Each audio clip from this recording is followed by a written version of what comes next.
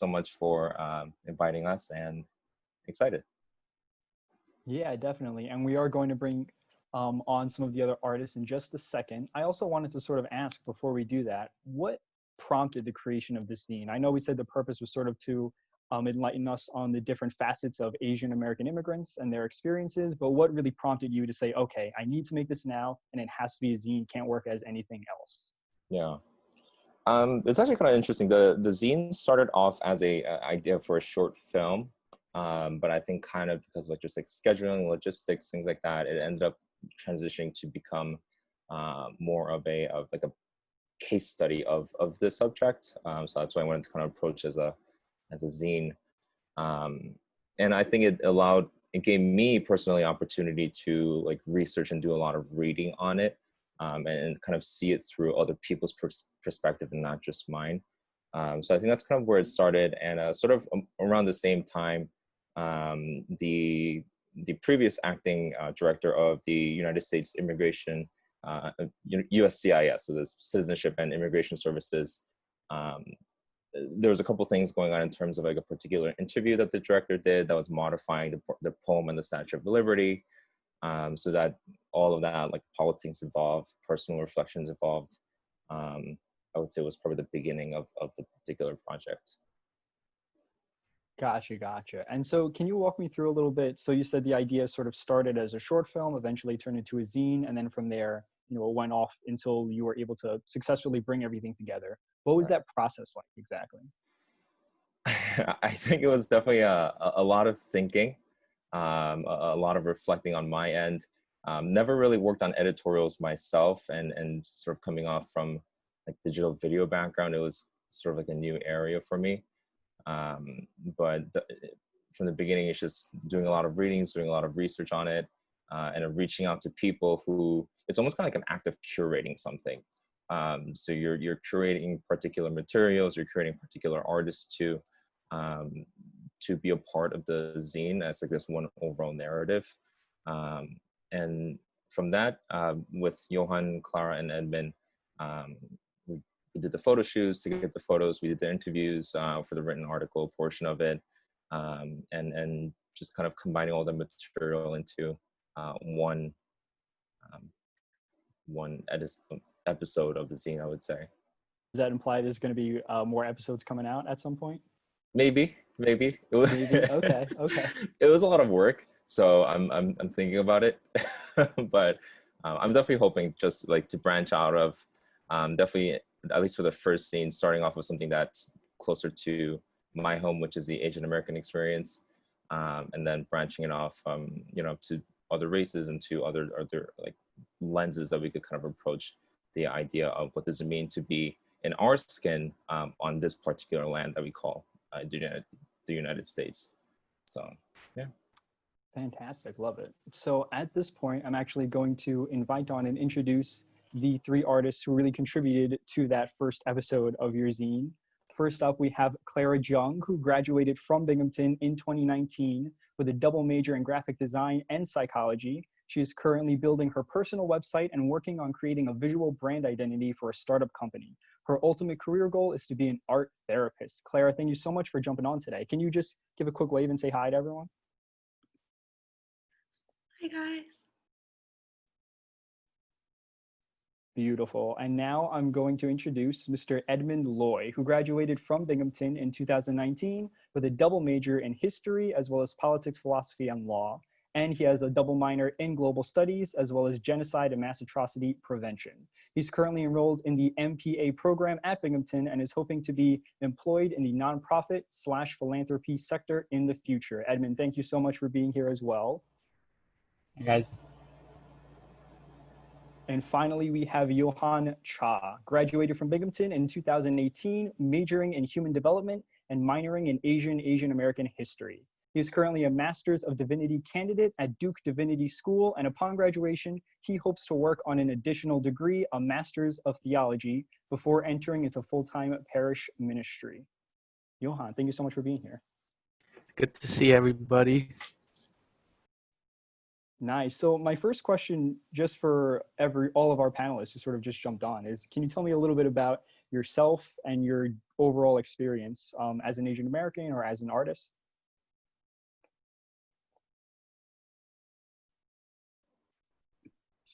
I think Iman wants to go first. Oh, I'm sorry. Sorry, go ahead. Okay. Yeah, hi, it's a real pleasure to be here today. My name's Clara, and currently I guess I would call myself a designer, artist, working just freelance here and there. And my experience just as an Asian American, I grew up in a predominantly white neighborhood in Long Island. So there weren't a lot of Asians in the area. But I did find a good community of people I could call friends that I could connect with, whether they be Asians or other ethnicities. I think I was privileged enough to not really feel a lot of racism or acts of like prejudice growing up in my life. I never really received the negative ends of that. So I think in my life, like I was always in an environment where diversity and Asian Americans were celebrated. So I'm definitely really blessed to be. I think for me, kind of similar to Clara, looking back now, I realized I grew up in a very privileged position. So in elementary, middle, and high school, I went to predominantly or majority Asian schools, which is actually pretty crazy. I know it's not the experience that most Asian Americans grew up with, but because of that, I ended up being very sheltered and bubbled in Asian culture. Even really recently, I was looking through old photo albums, and when I was in, I think, pre-K or kindergarten, like daycare, I found pictures of like old white ladies who were my teachers in daycare, and they were wearing like qipao, which are like traditional Chinese costumes, and this was in celebrating Chinese New Year, which is crazy, right? Like that's a lot, something that I know a lot of Asian Americans don't have the privilege of having, but I think me growing up in a majority Asian surrounding and environment really shaped who I was, and I was never really ashamed of being Asian American because I was celebrated. But coming to Bing, going to college where I suddenly wasn't in the majority group, I think that was when I really had to reconcile my concept of race and how it interplays with other aspects of society. Good to see all of you. For me, my experience, I grew up in Queens, New York, so it's very diverse, and also the best city in the world, but that's a different conversation. But it's very diverse, and it's like there's no one group that, although there are probably a majority of white people, but it was very diverse, and it didn't feel like there was a majority. And so I grew up in that context where like, oh, if you were Asian, you're Asian. If you're black, you're black. If you're white, you're white. And so it's kind of like as children, that's just kind of how we responded and related to one another, right? Just as kids, just messing around. And so that's kind of the context that I grew up in. And then as I grew older, when I went into high school, that's when like the awareness of being an Asian American kind of came up, right? But then at that time, I couldn't articulate for myself, okay, like, why are these people saying these things? Why do I feel this way when I'm playing sports and things like that? Why do I feel like people are feeling this way about me when I'm playing sports? Things like that. I felt it, but I didn't have the language to articulate it, right? And then same thing in college, you're seeing like, oh, what is this feeling that I have, right? And because in a lot of growing up and, being surrounded by a lot of Asian Americans, there's not a lot of space for that type of language and trying to understand race and racial background and etc. And I was also a part of a Korean church and still am part of the Korean church. So those tend to be very homogenous, which is good or bad, but that's a whole different conversation again. But so I got in college and I was like feeling all these feelings, but just didn't know how to articulate it. But then in college, when I started taking human development courses, that was my major. There's one course called social justice. Of course, there were other classes that kind of laid the foundation to get to that point. But then from there, I think that was the first point in talking about the tensions between in the Black and brown communities and white communities and tensions between there, it kind of gave me that platform to be like, oh, to give me some shape and some form to what I was thinking and feeling and what I wanted to say and speak on in the whole situation. And so definitely in those classes and human development classes, it gave me a sort of language to talk about my experiences, but at the same time, I found that it was inadequate. Like it wasn't enough for me to express me being Asian American. I don't know if this is going too far, but it was a very black and white binary. And then within those classes and such, it was very like, all right, like I understand, and it's cool, and I see it, but it's like, okay, how do I fit into all this? And so when I went to North Carolina for my master's degree, I think I saw that very clearly, where there was less Asians in my context. And so it's like, all right, it's very clear to me, the black and white binary, right? And then from there, I started getting more frustrated and such. And that's kind of what prompted me to write about the things I wrote about and to, write about the things I wrote about in the project that was submitted into Danny's project. So that's a lot, but that's kind of in brief, kind of my experience. Yeah, it was all good though. It was all good. So thank you everyone so much for introducing yourself, for telling us a little bit about your journey. Actually, I'm going to jump right off a point that you started to talk about a little bit, which is that a lot of times the Asian American experience or identity can sort of get lost in the dichotomy of race between black and white. And so oftentimes we also don't even know what language we're trying to use when we're talking about these ideas. My question for all of our panelists, and you can jump in or jump out if you want to answer this or not to my panelists. First off, are you introverts or are you extroverts? And then second, have you really had a lot of conversations about your identity with other people throughout your life? I'll go first. Sorry if anybody wanted to go. I would say, I mean, to not to overshare too much, but like there's a part of me that's a very broken part of me that's very introverted, very shy, very scared.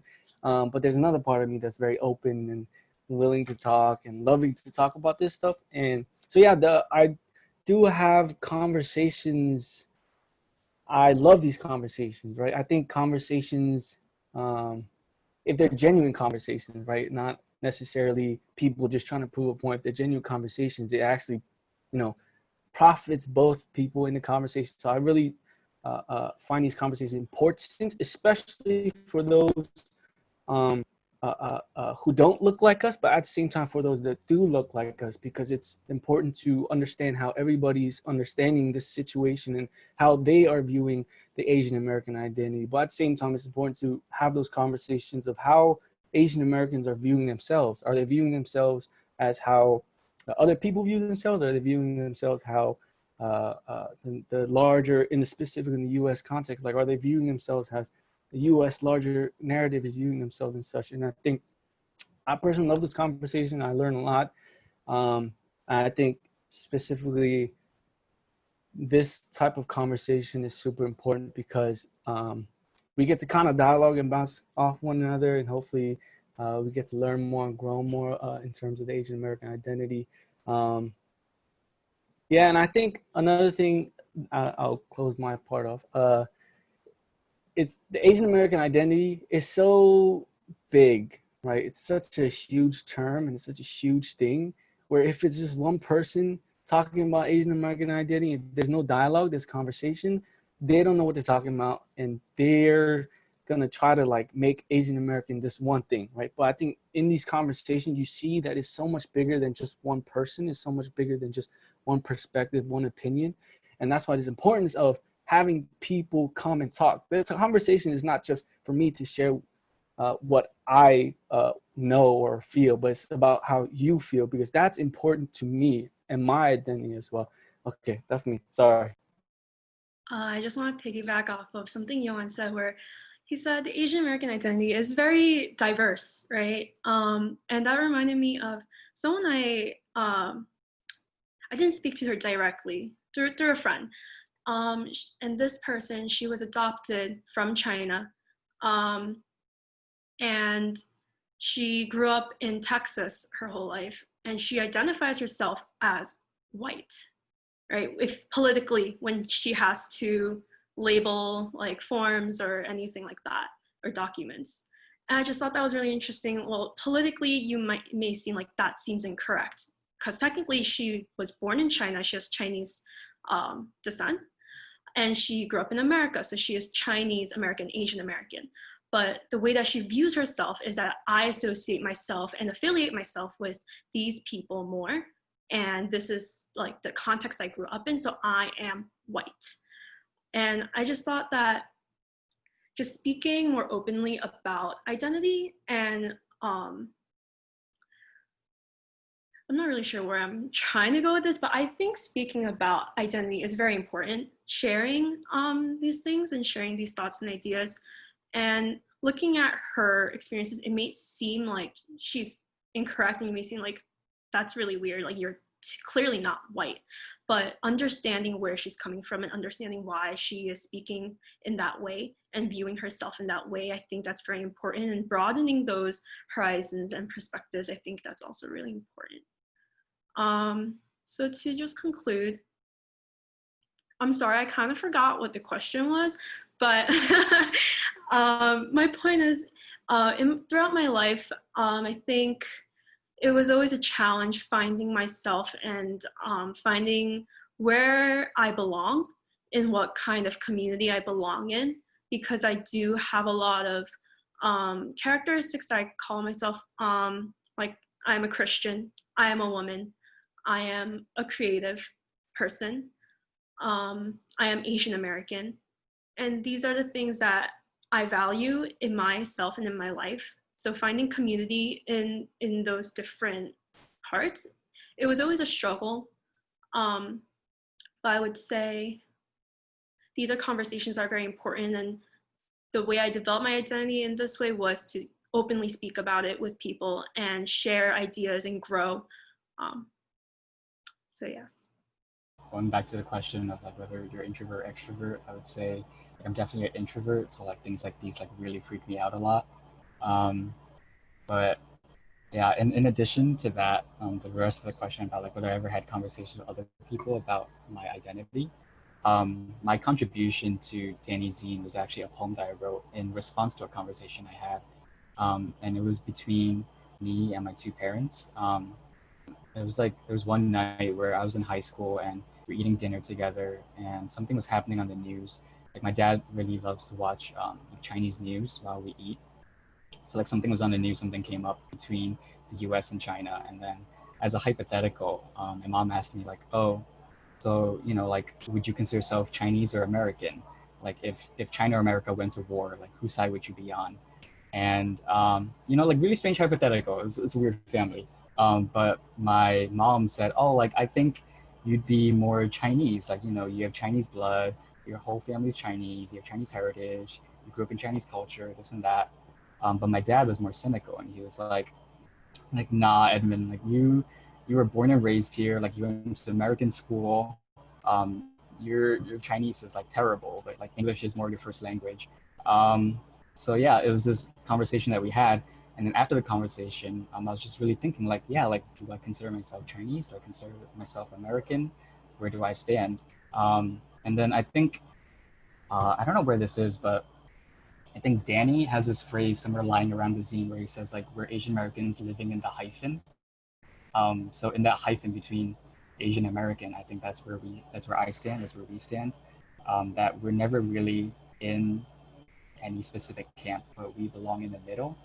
And there's real difficulty in finding um, which foot do I have, um, which door do I have my foot in. Yeah, it's caused some problems for me in like identifying, you know, how do I act around certain people, what do I believe. But I think something that I emphasized in my interview with Danny was that identity is something that's not set in stone, but it's a journey. Um, and you really like you walk your way through life, like finding out who you are. Um, yeah, that's kind of my stance and view on identity.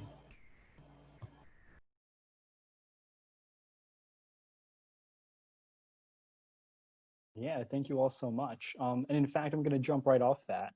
I know you commented on how the zine itself opens up with the phrase hyphen, living in the hyphen. I also believe that Johan's rap that he submitted to the zine had the phrase, I think, hype up the hyphen or something like that in the chorus. Fire track as well. There's a little QR code in the thing where you can actually listen to it instead of just reading it. I highly recommend it. Good flow, good beat, good everything. So with that, I'm sort of wondering, I know that after each piece that appeared in the zine, you had some sort of interview where you're talking about what sort of emotional or what type of life experiences really informed whatever it was that your art piece was talking to. And Johan's was about McDonald's, but way more than just McDonald's, but McDonald's was heavily featured. I also know that some artists sort of say, no, I don't want to talk about my art piece. I want people to sort of take from it whatever they will and interpret it themselves. For you all as artists, is there ever a time where you think to yourself, I want to tell everyone everything about this piece? And then are there also times where you think, I want people to only look at the piece by itself in a vacuum and not think about the artist at all?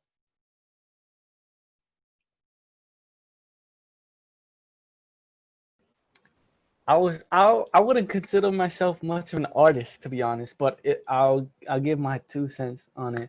I see it as kind of like, maybe this might not relate, but this is how I relate to it, because I'm, studying to be a pastor, and I'm a Christian, and so this is how I connect to things. So I see it as reading the Bible, right? You can read the Bible, and if you don't understand the context, you don't understand what's going on, and you don't understand who the Jewish people are, who's this weird guy named Jesus and all that stuff. If you just read it straightforward, it's going to be super confusing, and there's going to be no guide for you to kind of like, okay, how does this connect with that? How does this connect with that? And so that's kind of how I see my art, where I personally think that having this guideline, kind of saying like, oh, for me, like, that's why I like to give little blurbs on kind of what I'm doing with this project. So it kind of gives it a guideline, because I don't want people to take my work and misunderstand the direction I want to push for. Like, they can, like, for example, the Bible, they have done horrible things with it, and I believe that what they've done with it is wrong. And so I don't want my work to be kind of taken and then been doing something with it that's not what I meant to do. And so I believe that, like, giving some type of guidance, giving some type of idea of who I am and why I'm writing this and why I'm doing this would go a long way, in the same way that, you give general topics and themes in the Bible to help connect things. And that's how I feel.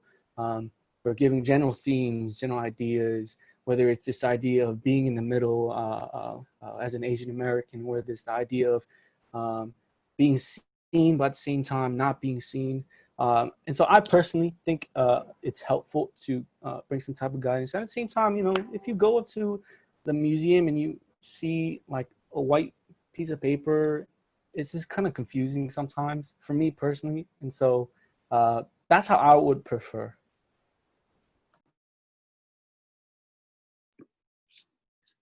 Yeah, Mike, you ask a really great question. This is something I always think, you don't understand like how much I think about this. Like, as someone who has a background in graphic design, so working with clients, trying to make sure you're portraying a certain kind of brand or message, and also being immersed in like fine art, contemporary modern art, where you literally just see like a squiggle drawn on like a piece of paper, and you're sitting there thinking like, what does it mean? Like, what is it?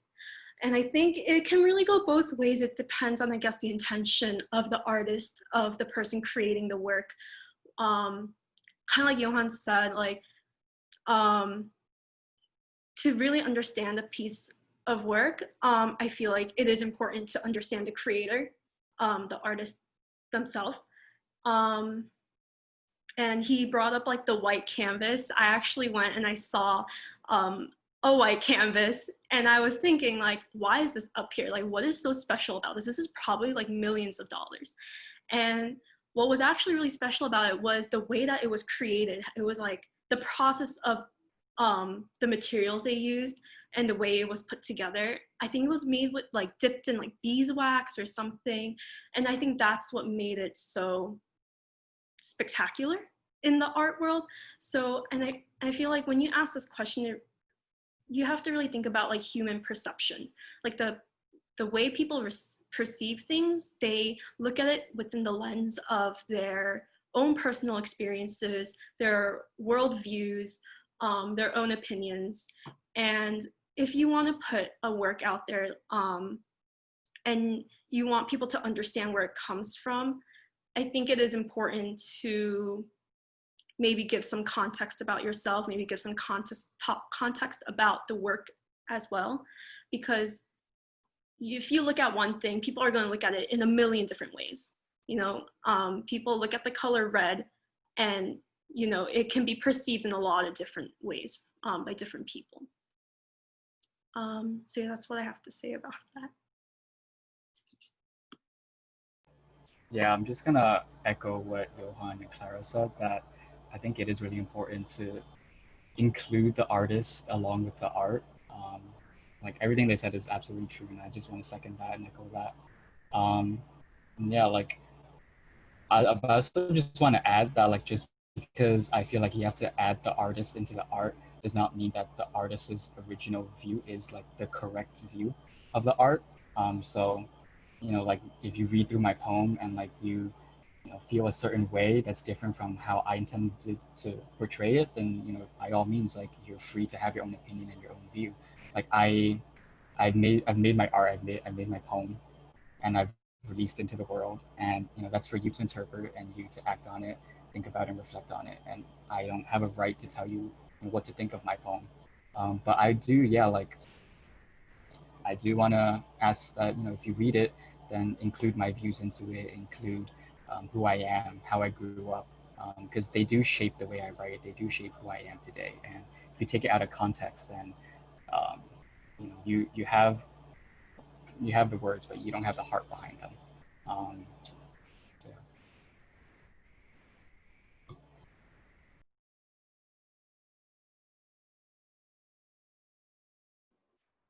I think pretty much Clara, Edmund, and Johan touched upon like, really great points. And my get like Clara's like, that's a great question. I think that's a question that a lot of artists ask themselves. And in the case of, like Clara, like you know, how do you want your art to be interpreted as? Yeah, I think it is important that art does have a particular context, or the artwork has a particular context, because any artwork that's created is going to be a byproduct of the culture and time. Whether it's in support of something, whether it's going against an idea or complicates an idea, it's a creation of that particular artist's point of view and interpretation of what they're perceiving around them. At the same time, I think art is exciting and it's interesting because it's a very democratic process. You see art and you can interpret it in any way that you want. You can go against the particular argument of the art piece, or you can even complicate it further by like making a satire out of it, or breaking down the piece into ways that it wasn't originally intended to be. And I think there's a particular beauty in that. There's a particular danger in that too, since that can be used in very vague terms, like in very harmful ways, whether it is with through the government or through particular groups that may not mean the best intention for the world. So there's a lot of potential in how art can be interpreted, and I think it thrives the best when we let it be interpreted in different ways, but with the awareness that the artist did have a particular intention in that. You know, there's always a back and forth, there's always a balancing act of, you know, what does the artist have to say, what does the public have to say? And I think that's definitely one of the strengths of making art. Yeah, definitely. And I think, honestly, even if you are the type of artist that says, I don't want to give any secrets about anything that was going on with regards to how this art piece was being made, I think no matter what, if you're really trying to look and analyze and really think deeply about any given piece of art, you're going to be looking back at the artist in some way, regardless, to see how that life is reflected in that art and vice versa. But let's see. So my next question, sort of jumping off that last prompt involving the whole interview aspect of the zine. I know, Danny, you weren't exactly, you know, explicitly featured as an artist in the zine, since you were sort of the guy bringing everything together. So my question to you, and then of course the other panelists, if you want to answer as well, is what's your creative process like, especially when you're going through and planning your different films and things like that? I think the way that I sort of process things is I'm just like scatterbrained. So I have post-its everywhere. I write notes everywhere. It's never like a linear process. It's like this whole like circle Venn diagram on top of each other, and it's just a mess. But for me, I think there's a certain amount of clarity when there's a bit of a pressure. So whether that's like self-made deadlines, or particular like initial motivations when you have a particular project or an idea for a project. For me, how I see it is like you always want to ride the wave and go as far as you can, because there's always going to be a certain point in the project where you're just going to run out of steam, and at that point, it's going to get very difficult. You're just going to need a lot of self-discipline to like work on the logistics of the project. Specific to the zine, again, it was kind of interesting because it was originally a short film idea that got transformed into the zine. It was like, how do you translate a moving picture into a stationary photography-based paperwork, and being able to sort of narrow down the ideas of a film, which can get really complicated, into a writing form. I'm not much of a writer. I didn't do too well with writing, but I think it definitely, like, it's almost kind of like the process of creating the zine helped me hone in the idea of what focus I wanted to be, what the focus wanted to be. But I think kind of at the end of the project, after publishing everything, it's like you realize there's so many different branches that you could go off on. And it's just picking one and jumping off of that. So I think that's kind of what, for me, my creative process is like you create and then you respond to it, and you respond to that response. So that's kind of how I like to approach that.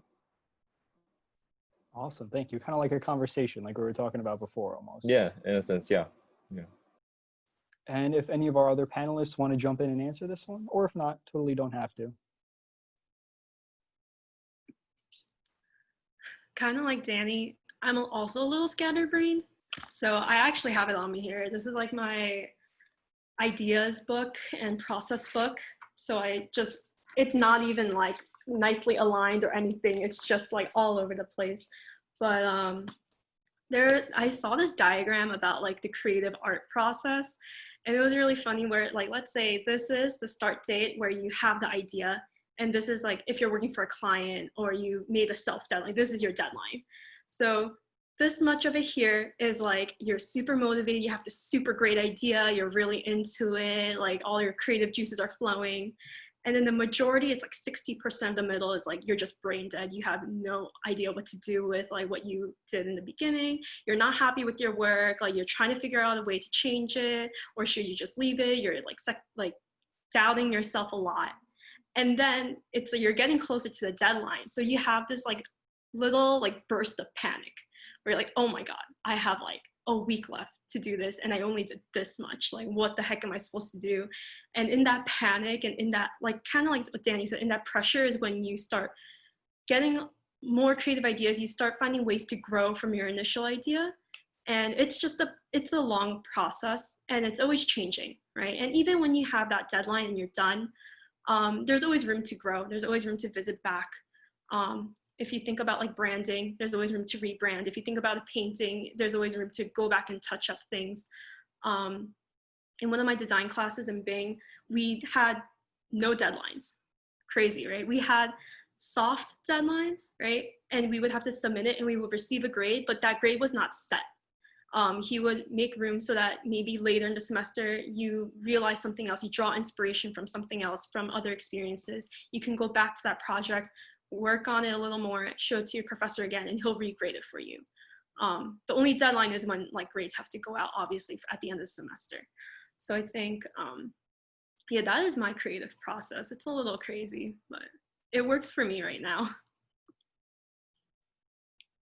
I feel like that's a really good through line so far. It's just crazy, just everything at once. And I think Pixar said something about how they never finish a project. They just reach the shipping date and the due date, and then they have to send it off with whatever is done. But does anyone else want to jump in on that prompt?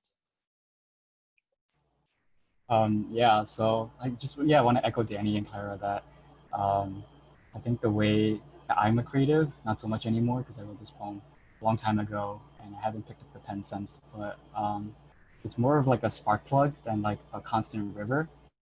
Like you get like a certain inspiration and like you scramble to get everything down, and then after you have it down, you're like, all right, like I think this is it, I'm done. And then like Clara said, you go brain dead for like the next, however long until your next project. Um, yeah, so like with this poem, like I told Danny, it was straight word vomit. After my conversation with my parents, I just vomited whatever I had in my thoughts onto paper, and then the next day, kind of looked it over, edited it, and then was like, all right, like this kind of looks good enough, and then I just kind of put it on my blog. Um, yeah, and then I haven't like written. I don't think I've written another poem about my identity ever since. So it really was a kind of a spark plug in the moment kind of thing. And but that's not to say that I think it's done. I think I really like the Pixar analogy. That was really good. Um, and then I was kind of thinking about this while you guys were speaking, but I feel like Michael, you might appreciate this as a physics major. But I feel like this poem or just all art in general is kind of like glass, and glass is a superfluid. So superfluids are fluids that move super slow that they might as well be solids, and glass is basically like that. It's actually a liquid, but it moves so slowly that it might as well be solid. And I feel like for poetry, for my poem at least, it's kind of like that. Like it's kind of solid. I feel like I wouldn't touch it right now, but at its heart, it's a fluid. I could change it at any moment. I could edit a couple grammar words in here, words here and there. But yeah, maybe 10 years down the road, I might not feel the same way. I might say, oh, like I'm definitely Chinese or I'm definitely American, and it would change the essence of the poem. Um, yeah, not done, but it is the way it is, and I'm happy with it for now. Since we're bringing in analogies, for me, I see it's kind of like you're in a class, and the teacher assigns you an essay to write, and the teacher's like, okay, just do this essay, just do the essay, and you're just kind of like, what do you write about? How long do you write it? Is it have to, what's the format? Double space? Like when's it due? And you have all these questions, and I feel like that's kind of like how it is for me. It's kind of like when I think about what I want to write, and I try to think, okay, what do I want to write about? What do I want to write about? A lot of times, it's just kind of like feels like I have no idea, right? And then, but it's kind of really when the prompt almost comes to me, then it's kind of like, whoa, I get to go with this as a thesis, and then kind of move from there. But like writing a paper, you just kind of got to sit down and kind of just do the dirty work, and just kind of just do it when you don't want to do it. So that's, since we're bringing up analogies, I thought that was helpful for me when I thought. Love all the analogies. Definitely, I think people sort of have this very romanticized picture of artists where they think, oh, you just sit down and then inspiration comes and then everything sort of forms together real 1, 2, 3. But it can definitely be work sometimes to really sort through all of whatever amount of inspiration you get and then really refine it. And I definitely loved this glass analogy. It's kind of like how Bruce Lee said be water, but then we said, oh, water's too mainstream. We're going to use glass, which is technically a liquid. I'm going to put that on a t-shirt too. Maybe, we'll see. Let's see. So another question I wanted to ask everyone, we've already talked about art and identity, things like that. We sort of touched on whether or not you've had conversations with other people about these topics. I would love to know if you could tell me a little bit about your journey finding a community at Binghamton to really call your own.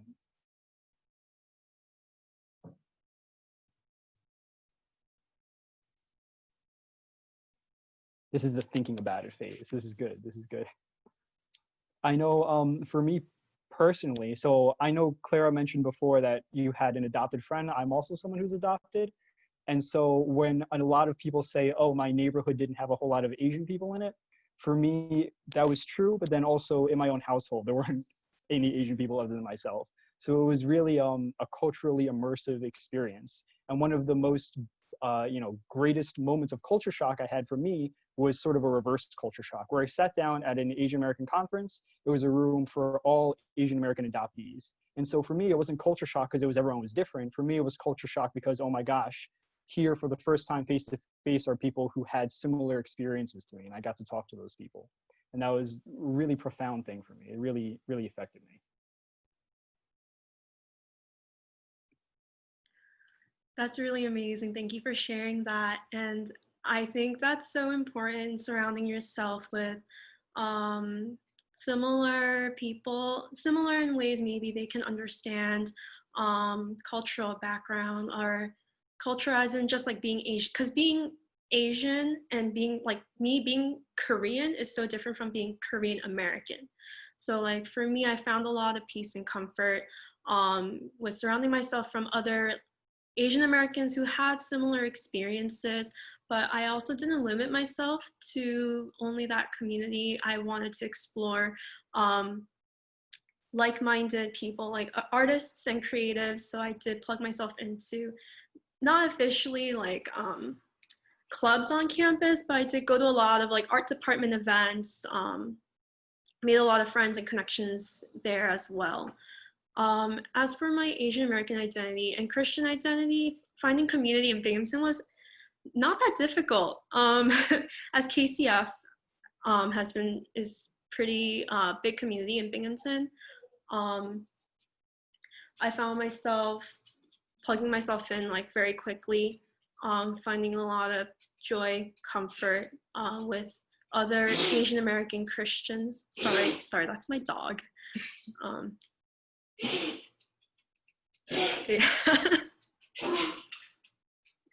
That's all I have to say.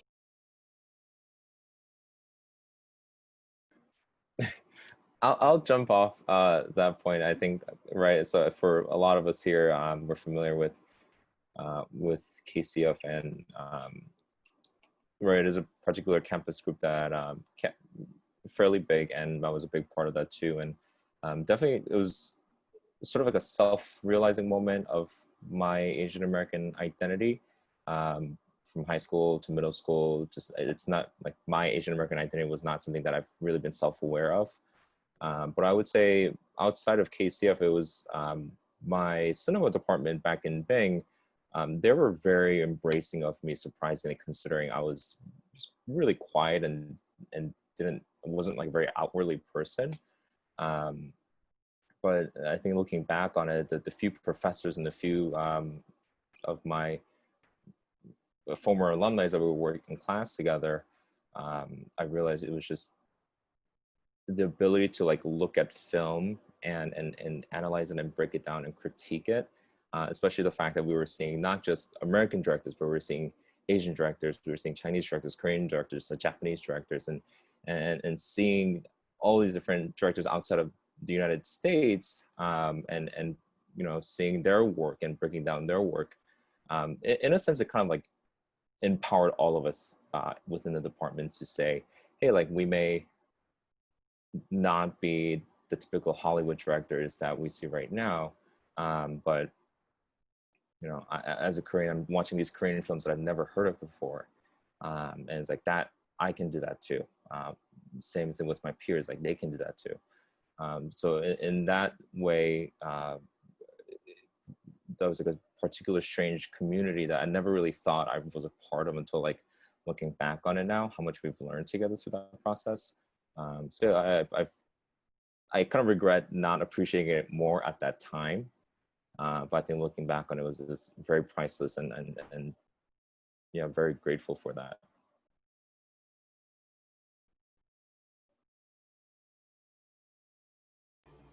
Yeah, I think yeah, my biggest community when I at my time at Bing was KCF, and for those who don't know what that is, that's Korean American Christian Fellowship. And I am non-Korean, I'm Chinese, which was a little odd for me to be in a Korean fellowship. But I think that it's just a testament to how certain identities supersede others. And so, you know, my identity as a Christian superseded my identity as a non-Korean. That even though it was a ministry focused specifically on nurturing and growing Korean Christians, I truly believe that, you know, when I meet God in heaven, that He's not going to say, oh, like, you're Korean, you're Chinese, you're whatever. You know, it's just you're a child of God, and that's it. That's the end of that. There's no other lines beyond that. And so Yeah, I think that's something important I want to get out there, that there are certain identities that will supersede others that you might have. Um, and as to other groups on campus, I wasn't really part of any other, Asian identity group, but I was in a mock trial team my freshman year. Um, that was back when I was pre-law, before like the whole nonprofit philanthropy path of my life.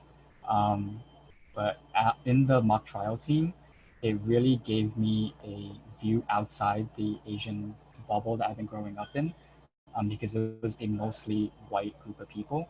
And we would travel around to different places and compete in mock trials. I was a professional witness, and it really showed me how certain occupations are require a certain privilege, because traveling, having suits, getting educated in trial law, things like that, it requires a background that requires education, money, free time.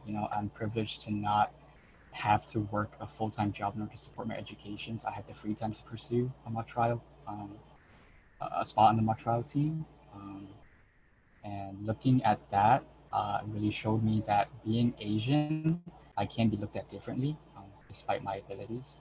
Um, so I eventually quit the team because I did feel uncomfortable, but also I uh, also found out that I'm not an argumentative person. I'm not good in trials. I can't do litigation. But that's another conversation. For me, I an organization I was a part of was the Korean American Student Association, Casa. Some of you may or may not know it. Um, the first 2 years, I was just a member. Just kind of just because it's just an organization to join. But then the last 2 years, junior year and senior year, I ran for a position, the sports chair position, to be on the e-board, and so I got to do that. So basically, I just organized sports stuff and just was a part of their events and whatnot. But I think in terms of community, there are different parts of my identity. And looking back at that time at Casa, if I'm gonna be honest, maybe I shouldn't have said the name because I might be throwing them under the bus a little bit. But if I'm being honest, I feel like there wasn't any explicit conversations about the Korean American or Asian American culture, right? I feel like there was an explicit like dialogue about these things, about some of the tensions that you may have and some of the things. But then when thinking about it, I think I don't think more than just being an organization that was lacking in terms of that conversation and dialogue and space for that. I think more than that, it was a space, right? It was a space for Asian Americans or Korean Americans specifically under that name. I think having a space, whether you're having that conversation or not, I think it gives you a place where if you're coming from different backgrounds where you're like, having to deal with all these tensions and always having to look sideways at people, wondering if they're staring at you because you're Asian, or wondering if they're doing something, or looking at you funny when you cough, and like before, much earlier. So it's like in that space, there's a sort of safety and a place where you can be vulnerable almost, because that this person who looks like me, you know, they won't be thinking these things because they'll be going through similar struggles. So I think even just having a space to just be Asian American, to be Korean American, I think it's so. For me, I definitely took it for granted. And just even this space, right? This space to have a conversation. Even just a space to see many, Asian faces, just be able to be honest with their experiences, not having to worry about people like coming in and say, "Oh, you shouldn't be focusing too much about that. Don't think too much about this. Don't think too much about that." But this is a place where we can truly, uh, uh, um, we can have this conversation by our own incentive and not having people kind of telling us, "This is what you need to talk about. This is how you need to feel," right? And so I definitely took that for granted. But looking back, like even just having those spaces and just even coming together as Korean American Student Association or in the ASU or things like that, I think those are so important. And Granted, like some people will say, oh, like you don't need like you don't need to be that exclusive. You don't need to have groups like that. Maybe some predominantly white schools may feel that way. Predominantly other schools may feel that way. Like, oh, why are you being so exclusive? Only hanging out with Asians, only hanging out with Koreans. Part of it is justifiable, and I understand it. But there's another part where it's like, as human beings, there's a need to fit in. There's a want and desire to belong, and so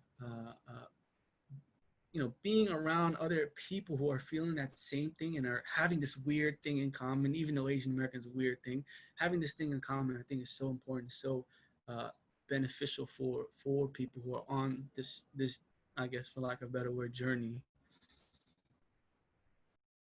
Yeah, definitely. And to your point, that hyphen, that idea of not just Asian, not just American, but Asian American, it really is unique. It's more than just being in the middle of two things. It is its whole other third thing that is unique, that is itself something to really define yourself by. And also to your point about making spaces, definitely. If you're an organization and you're thinking, oh, we're not 100% sure how to do this or how to start this conversation, just creating the space for sometimes things to happen organically can be the best, biggest first step that you can possibly make.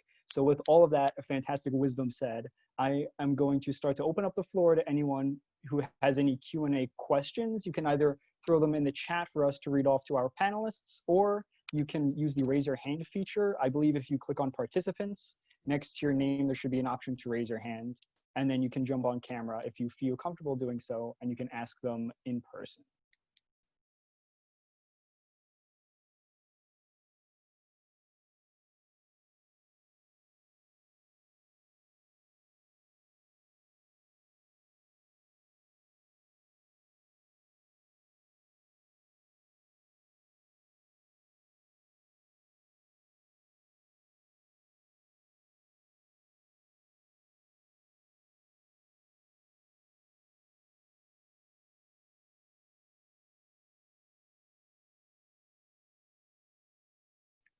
I see someone with a pop filter by their camera. I'm kind of expecting them to speak on camera, but do what you will. No pressure.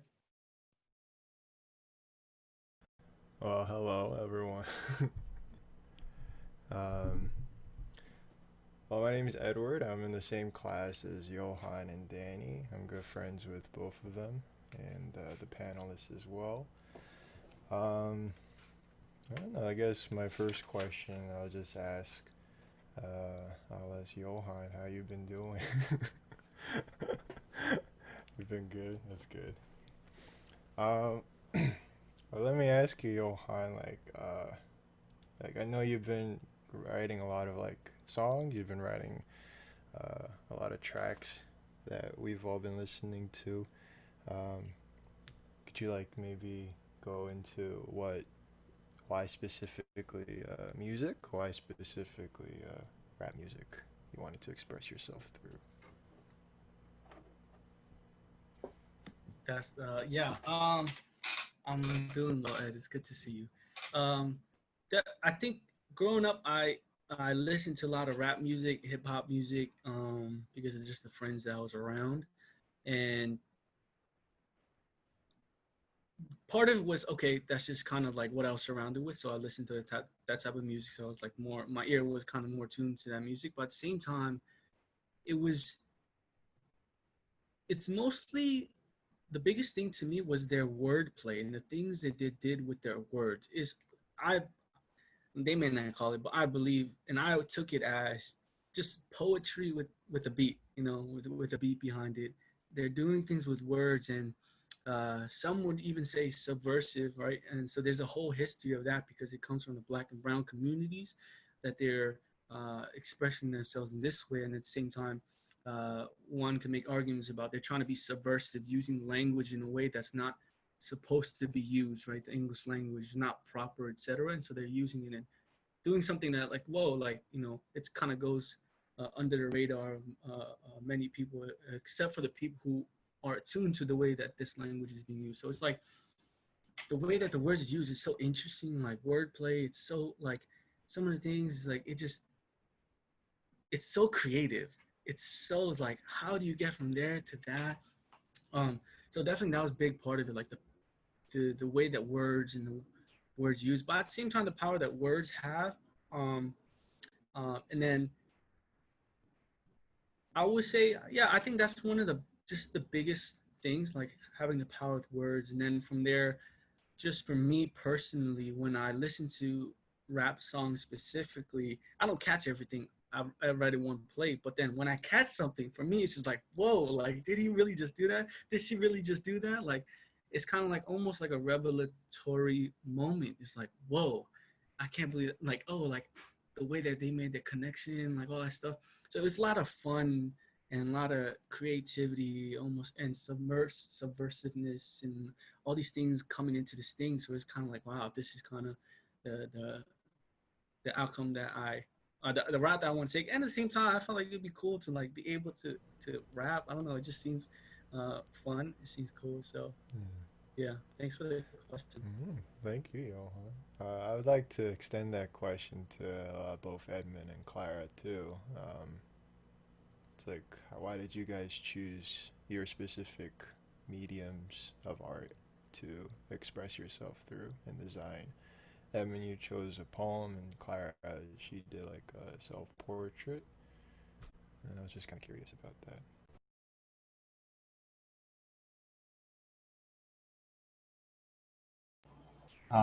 So for me, I chose a poem because it's just a medium that I'm most familiar with. Um, yeah, I went to IS 187, I think. For those who don't know, that's Mark Twain in Coney Island in Brooklyn. And for that school, you had to like be entered into like a certain talent. Um, Sorry, that's my girlfriend's dog. But you have to be entered in a certain talent, like this entrance exam, and put into a certain talent. So there's like a music talent, a science talent, just a certain concentration or major, I guess, in middle school. And for me, I was in creative writing. So that was just my training, 3 years in middle school of like poetry, essays, news articles, certain different types of writing. And so writing is just the thing I'm most familiar with.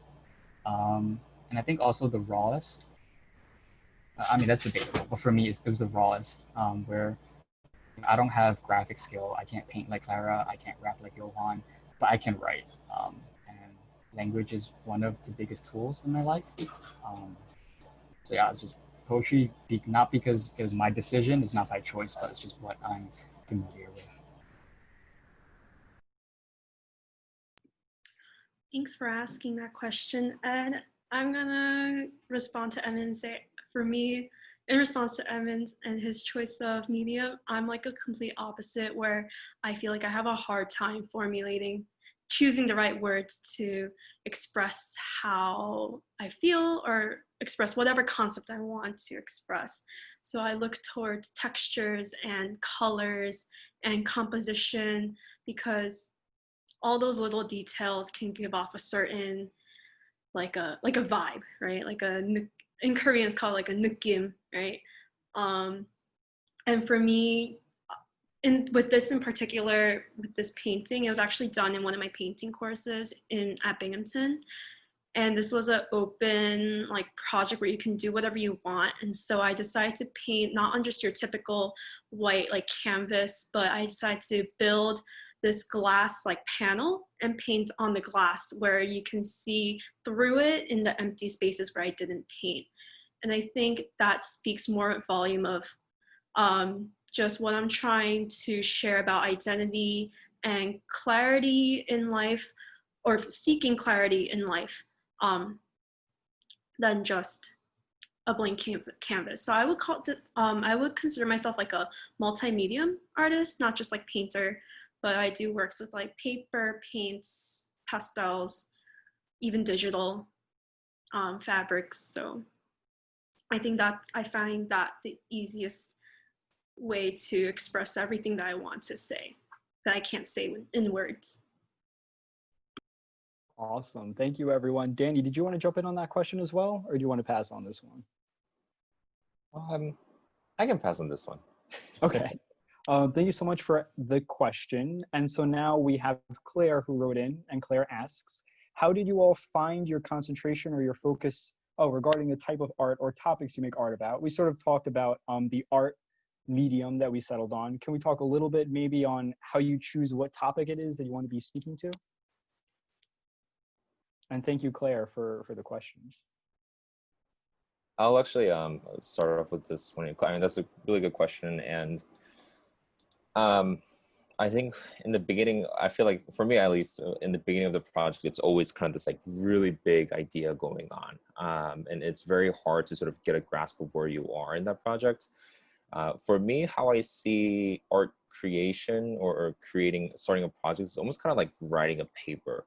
You want to make your argument clear, because whether it's art or I guess specifically with design, it's always about a particular intention of what you're doing. Whether it's constraints that you set up for yourself, or the constraint can be like budget or environment, whatever that may be. With art, there's always going to be a particular purpose, and it's interesting because so much of what motivates you to start a particular project, it's almost instinctual. It's kind of intuitive. It's not really written out to you. You just kind of feel something. But it's like, how do you concentrate that, and how do you narrow that down where it's like you can almost kind of write it in as like a 1 or 2 sentence thesis, and break down your argument in your work. It's tough, and I think not every project is able to complete that, which is not a bad thing at all, because I think that's also what makes it more fascinating to like discuss and have a conversation about, because certain projects may raise more questions than answer anything. But it's like, where do you lead the conversation around your artwork? I think for me, I just kind of like write it down, and you almost kind of just like outline what you want to focus on, and that's how I like to start my projects.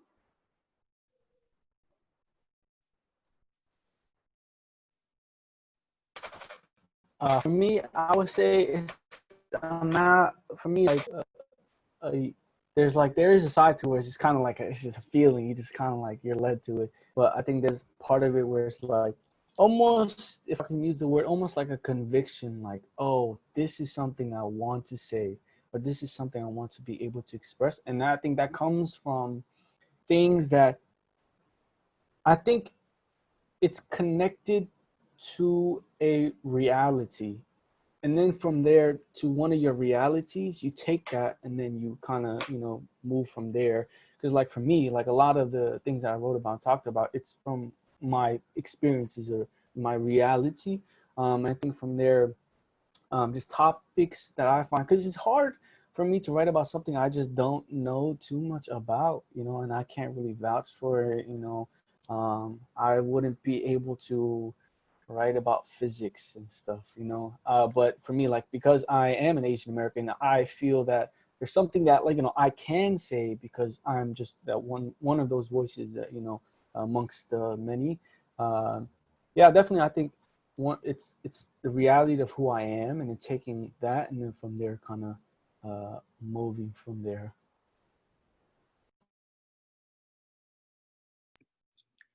Yeah, I want to go off of what Danny and Johan have said about it's just kind of like a feeling or intuition, that kind of like motivates you to make something, create something. But in my personal experience, just because I was a student for most of my life, and this is kind of like my first time like not being a student, a lot of my projects were like client based, or for other groups or organizations or other people. And so it was difficult for me to find time to openly express myself unless I was given a space to do that, like in that painting course with the self-portrait featured in Danny's zine. I based a lot of my inspiration and my motivation to start a project on whatever I'm going through in that phase of my life, in that season of my life. Whatever, in any situation or any like environment where I felt like an emotional like pull, something in my heart, something in my mind that said like, this is something like I want to think about, this is something I want to grow and expand upon and see what I can make from there. So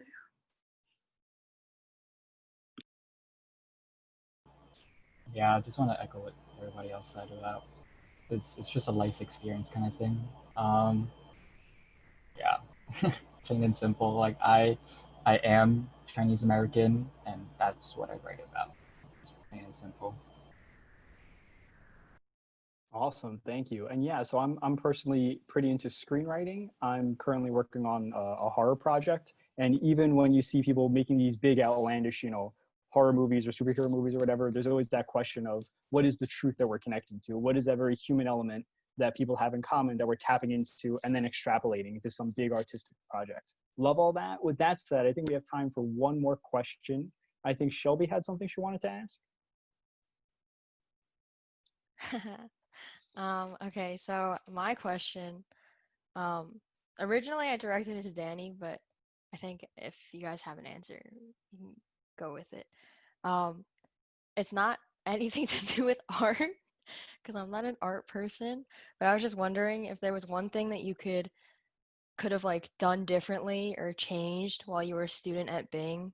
If there was anything, what would it be? Danny.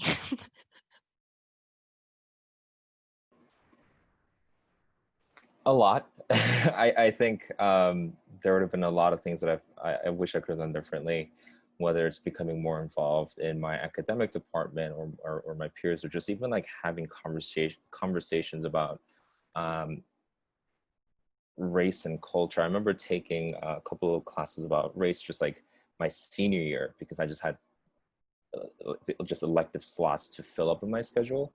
And I remember Ed and I talk about Dr. Lespinoz all the time. But one of my most memorable experiences of just learning about race was from that class. And it was such a rewarding experience just kind of at the end of it. And that was like right at my senior year. I was like, that's it. So I would say if anyone is able to take those humanities classes, math and science, and these are really important topics to learn. I'm terrible at math. It's just the truth. But being able to take the humanity classes and questioning, our identity, questioning culture, and questioning, the times that we're in. I wish I definitely would, definitely did more of that back in Bing, in addition to just being a part of the academic environment more.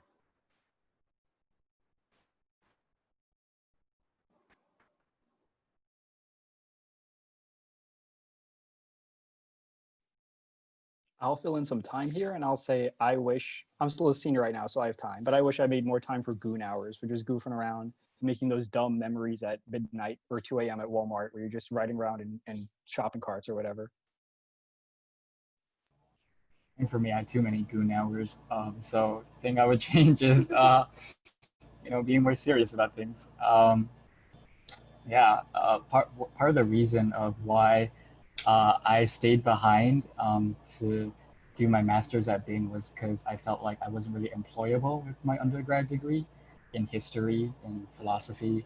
And so, maybe some of what it changes, like pick something more employable. Um, I think this is a really popular saying, but major in what makes you money, but minor in what you love. So obviously I didn't do that, and now I'm doing my master's to try to be employable. Also, another thing I would change is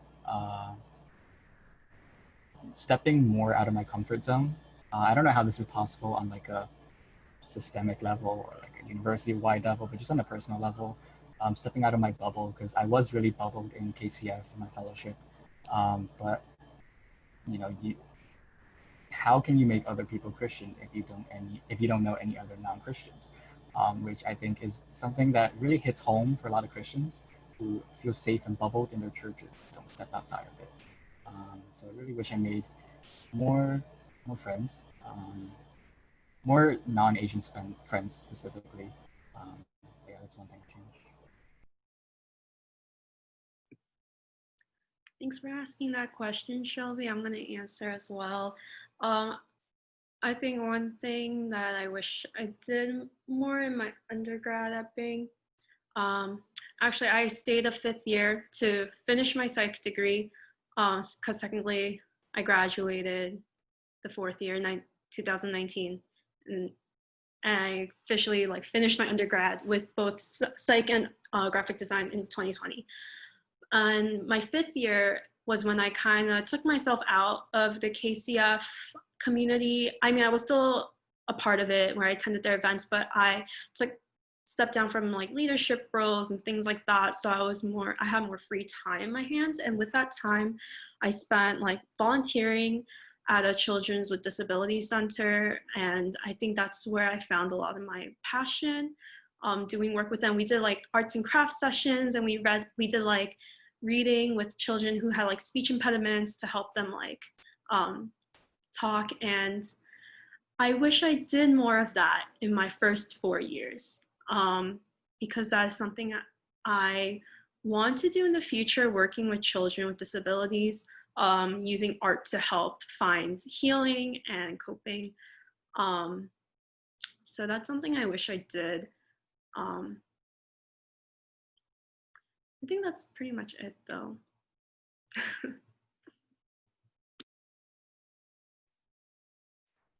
All right, thank you. I think I'm gonna move on. Actually, I lied before. One more question, but if we could keep it down to maybe just a sentence or two per answer, that'd be great. Miss M wrote in and she asked, how can we expand the diversity of Asian American artists?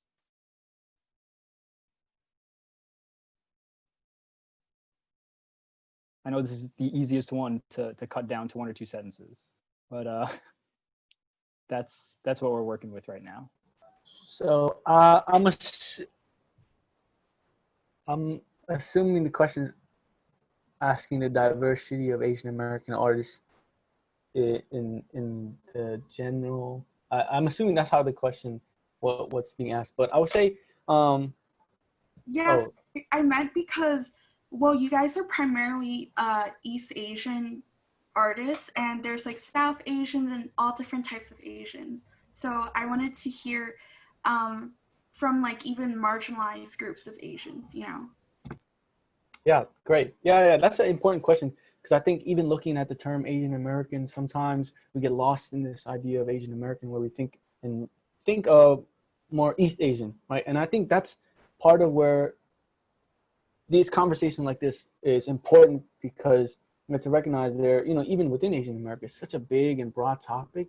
And so having these conversations, be like, hey, this is something we need to talk about. This is what we need to address. So it's almost a deconstructing of what we know and what we see and define as things in these conversations. But at the same time, it's while we deconstruct it, we're constructing what may look Asian American, right? That's going to be a little bit harder, but deconstructing is a little bit easier, but constructing is a little bit harder. But yeah, so I think in these spaces, because it has to happen somewhere, we can't just be like, oh yeah, let's just bring in a whole bunch of other Asian Americans to it, because realistically, it's just hard to make it practically. But I think having these conversations, deconstructing, and then from there, we can kind of move on to have our way of thinking changed, because we've deconstructed some of these definitions that we may have.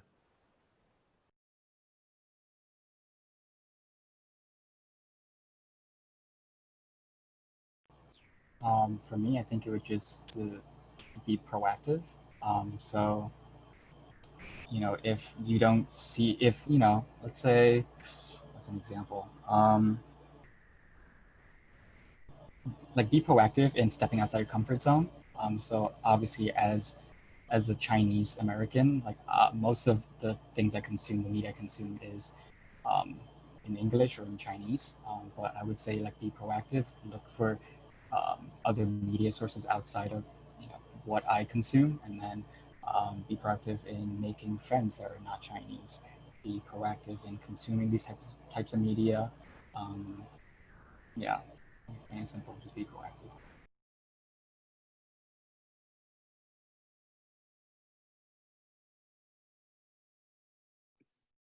Awesome. Does anyone else want to jump in?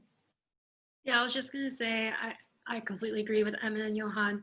Proactiveness and just deconstructing the typical view of Asian American, and creating panel spaces like this, or communities where artists or just all types of Asian Americans can come together and share their experiences, their life.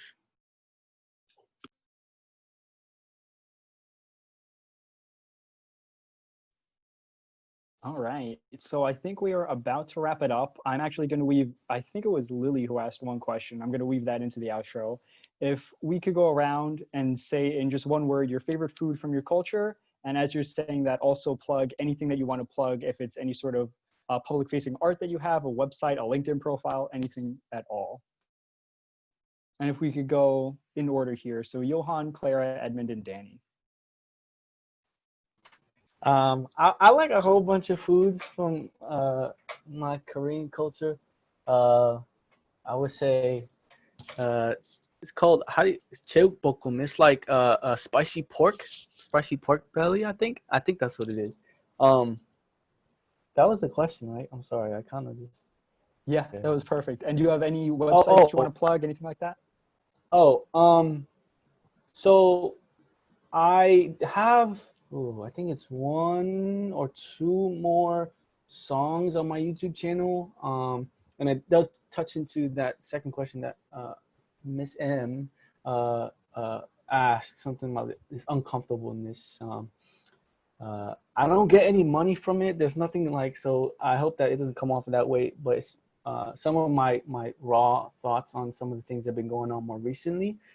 So if you're interested in more like thinking through these things, then you can feel free to listen to some of those.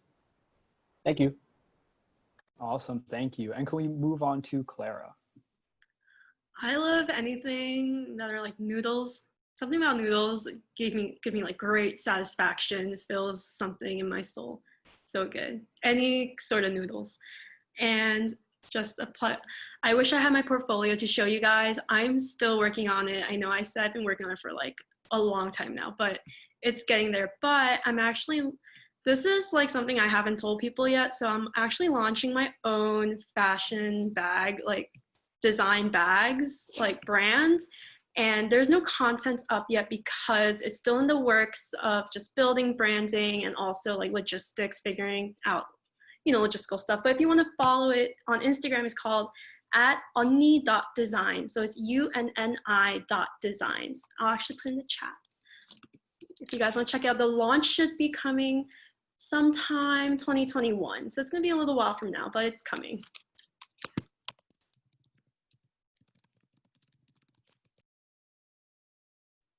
Beautiful, thank you. And if Edmund could jump in too?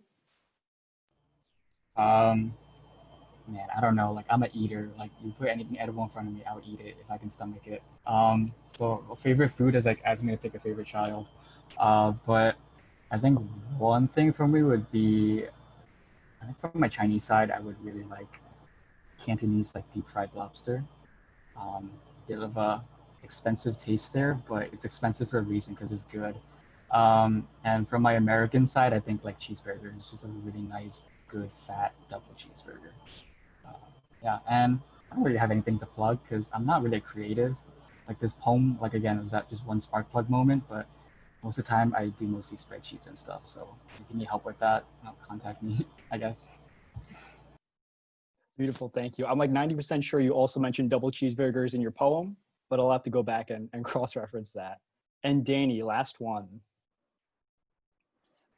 Favorite foods, Korean, I think, kimbap is always a classic, especially when you're going on a trip. Not even sliced, just a rod of kimbap. You just bite it off. Non-Korean food, pho is probably one of my favorite foods. It's like a big comfort food. In terms of just finding additional works, it's just my website, danielyesinkim.com. I'll put it in the link as well. I try to keep it updated as much as I can. I'm planning on a short film right now, but we'll see how that goes. Okay, thank you everyone so much. Thank you for coming on to my panelists, and thank you for coming out to everyone who's joining us in the audience. I'm sorry if we didn't get to your question. There were some last minute awesome questions in the chat, though I think Danny was getting to some of those to answer them via the chat. So with that said, I'm actually going to pass it off to Yumi, who is going to be taking us out. Okay, thank you everyone.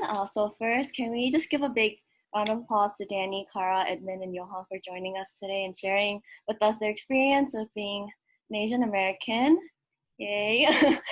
Secondly, can we also give a thank you to our MC, Mike, for leading the conversation.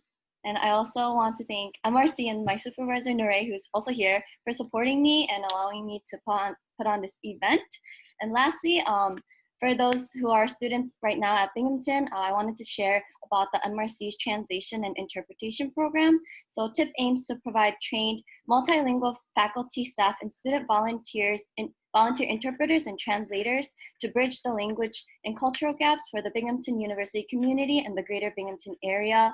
So we're currently in need of student volunteers and student volunteer translators and interpreters who are proficient in their languages that are offered at Binghamton and can provide these services to our program. So if you're interested, please contact tip@binghamton.edu and we will give you more information on how to be part of that. So yeah, this concludes our event today. Thank you guys for coming and we hope you have a good rest of the day. So thank you.